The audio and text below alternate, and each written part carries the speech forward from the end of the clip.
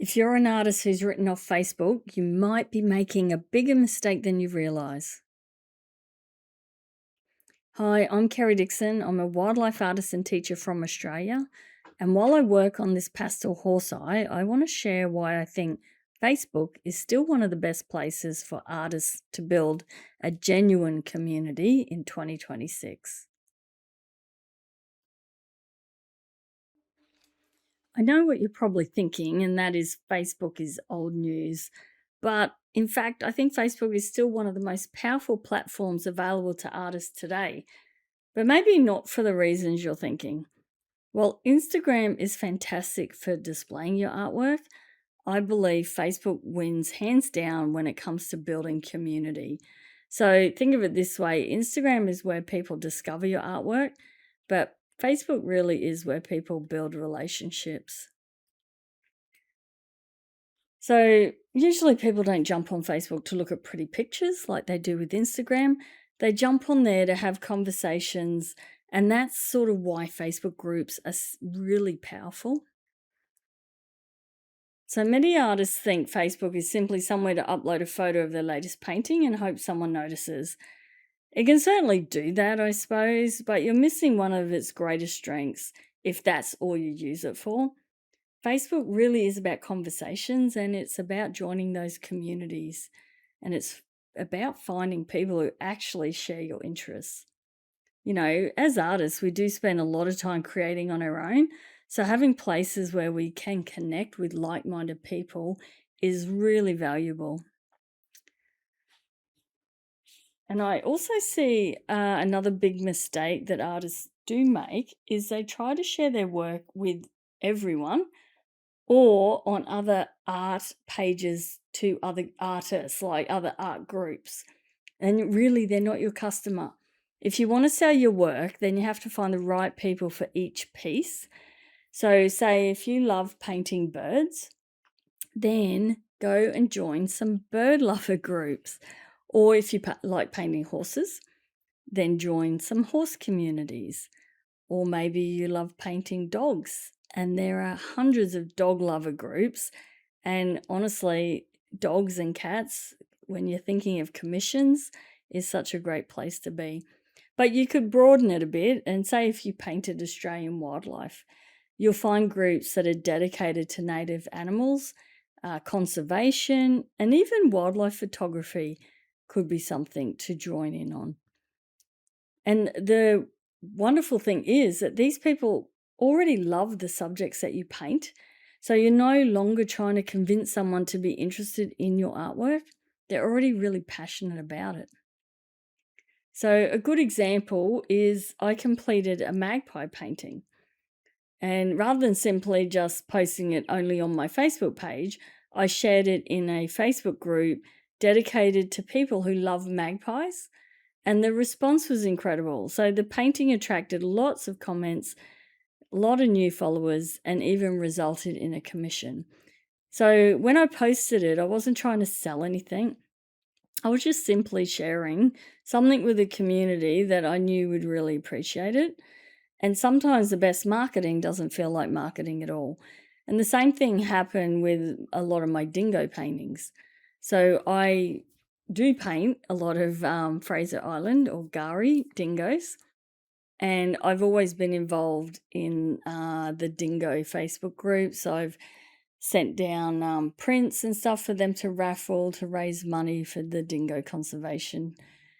And because I've been involved in those groups, when I finish a piece, I would post it in there and they would share it around. And just over the years, people just started to know me for painting dingoes, and I've sold quite a number of prints and 7 large original paintings that were around $2,500 each.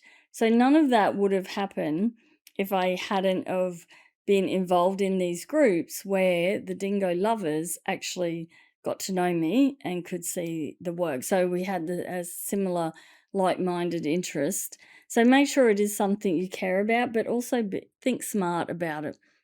Okay, so just think about every piece is different unless you do paint just birds. then maybe if you just paint birds, then start to be involved in some of these groups. But also don't just post when you want to try and sell something. Okay, you're not allowed to sell anything. If you're selling in these groups, you'll probably get banned.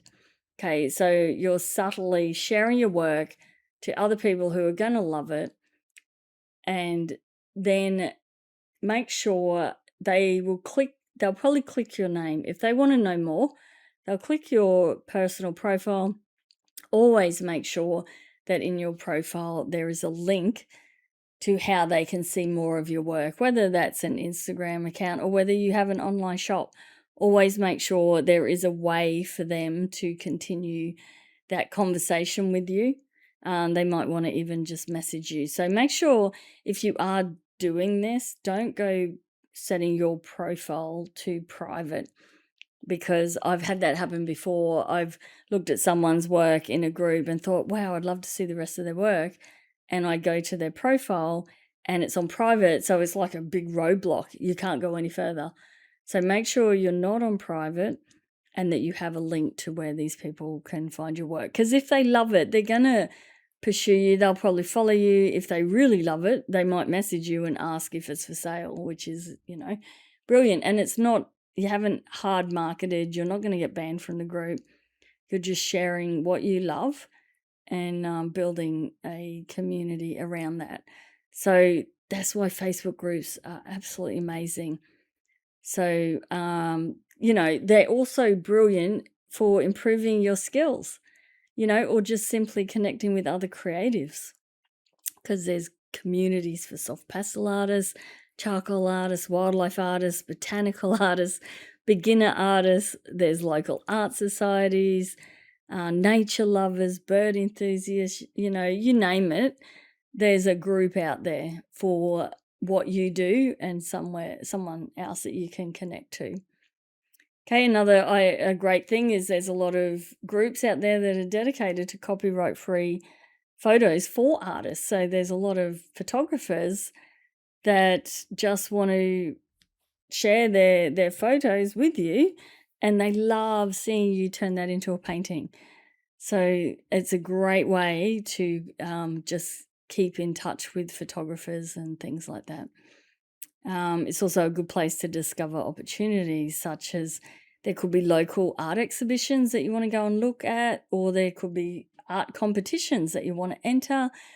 You could see workshops come up that you'd like to go to, an art retreat. There could be art society meetings, all that sort of stuff. So here's that community aspect coming into Facebook, which doesn't happen in any of the other social medias. There's also Facebook Marketplace as well, which is another thing, not for selling your fine art. It's not really the right place, but you could pick up a bargain art supply there, which, is never a bad thing. And then what I use every single week is Facebook Lives. It's a really great way to build a community. I do a Tuesday art chat every single Tuesday morning at 9 a.m. Australian Eastern Standard Time over on Facebook. And I just talk about art-related things, and just the chats there. You can ask questions. It's just a really great thing to do every week. People now, I've been doing that for a few years now, so people expect it and love to hop on a Tuesday morning and have a chat with me. And they also get to know me. They get to know the artist behind the artwork. So anytime you can show your face and just talk to your community and customers is always a good thing. Okay, I also find it's good for accountability, actually, my Tuesday art chats, because not so much, maybe not accountability if you're an artist. You might want more accountability in the drawing, but say if you did a regular post every single Friday, maybe, of what art you've been working on that week, and then you start to build a following that are looking forward to seeing what you post every Friday, it kind of makes you accountable. It makes you feel like they're waiting to see what you've posted, so you have to do something to share. Okay, so accountability can be really good for inspiration. And then, of course, there's Facebook Messenger. It just makes it really easy to connect with people. I've had countless conversations that begin with just a simple message after someone's discovered one of my paintings. Maybe they feel more comfortable sending a quick message than actually writing an email. So a lot of commissions can begin with just someone saying, "Hey, I love your work. Would you be up for a commission?" Or, "I've got this dog that I'd love to, like, it's passed away maybe, and I'd love to get a painting of it." So the messenger really makes the conversations a bit more personal and more relaxed. And of course, I have my own community. It's a private one of all my creative barn members. And they just share encouragement and celebrate each other's progress. They're always there cheering each other on. And it really does form solid sort of friendships and bonds, even though these are people all over the world that aren't probably ever going to meet up in person, but they feel like they know each other. So, Facebook sort of reminds us that we're part of something bigger in that regard. But one thing, though, there is a warning here. Facebook isn't your whole business, okay? So don't put all your eggs in one basket, or don't build your house on rented land, essentially. Social platforms do change and algorithms change, and accounts get hacked. So sometimes accounts are disabled without warning, and that is exactly what happened to me. So that's why it's really important to remember that we don't actually own our Facebook account or our Instagram account or even our YouTube account. They're wonderful tools, but they're not our business. So our website, our email list, and maybe if you've got an online store, they're the things you truly own. So think of social media as a pathway that kind of leads people to your home, but it's not the home itself.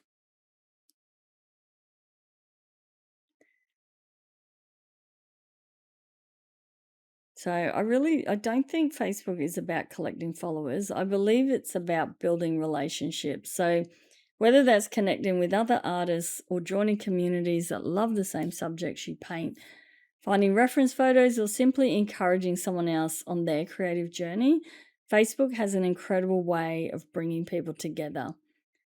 Okay, so think of Instagram as your online portfolio, and think of Facebook as your local art club, a place where artists will gather, swap ideas, celebrate successes, and support one another over a virtual cup of coffee. And sometimes those conversations can lead to opportunities you never expected. Okay, so I've got a little rundown of probably the top 5 social medias here and how you should think about them. So Instagram is your portfolio. Facebook is your community. YouTube is your classroom. Pinterest is your inspiration and search engine. And TikTok is your discovery tool. Now, of course, you don't need to have all of those, but if you sort of think of them as those different platforms, each one has a purpose, then maybe just go with the ones that you think suit you.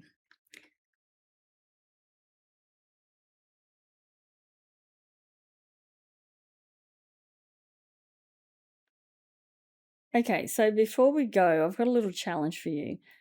I'd like you to join 3 Facebook groups related to what you paint. So, not just other art groups. Think of what you paint and go and join some groups of those type of lovers, of whether it could be different animals, it could be sunsets, or it could be old historic buildings. Whatever it is you paint, go and join some groups. Go and find some groups in the search of Facebook and get into those. And then share one piece of artwork in that group that is genuinely relevant to it. Also, it's not all about us, of course. Make sure to leave a thoughtful, encouraging comment on other artists' work that you see as well. And then also maybe follow a few photographers or even wildlife organizations that inspire you. Okay, like I said, you never know where those conversations might lead. So that is what I'm leaving you with this video, and I hope you enjoyed it. and I will see you all in the next one.